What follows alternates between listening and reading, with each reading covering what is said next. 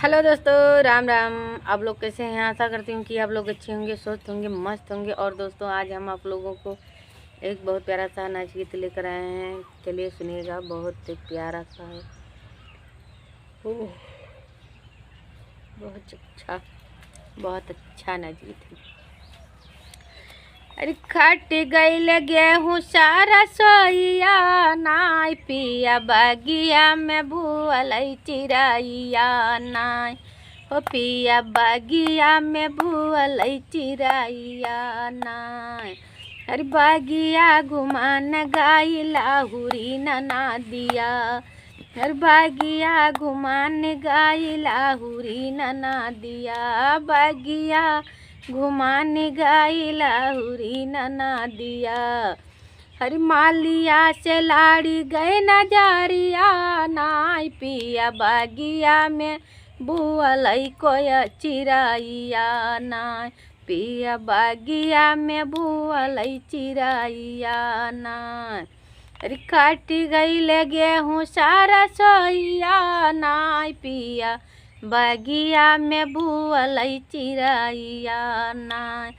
पिया बगिया में भूअल चिड़ैया नाय। मालिया के देखी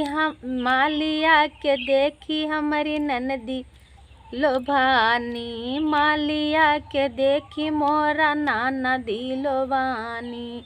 अरे सुनीला ननद जी के भाइया, नाय भी पिया बगिया में भूअल चिड़ैया ना। पिया बगिया में भूअल चिड़ैया ना।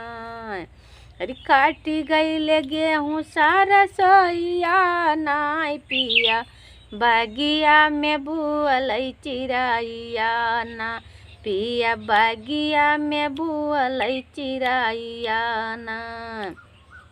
अरे बारी जान मोर पिया पानी बहिनिया, बार जौना हे पिया पानी बहिनिया। बार जौना हे पिया पानी बहिनिया। अरे लागी जाई है फूलवन का दागिया, नाय पिया बगिया में भूअल चिड़ैया नाय। पिया बगिया में भूअल चिड़ैया नाय। अरे काट गईल गेहूँ सारा सोइया, नाय पिया बगिया में भूअल चिड़ैया नाय। तो दोस्तों, कैसा लगा आप लोगों को ये गीत? आप लोग कमेंट बॉक्स में ज़रूर बताइएगा। तब तक के लिए धन्यवाद। जय माता जी।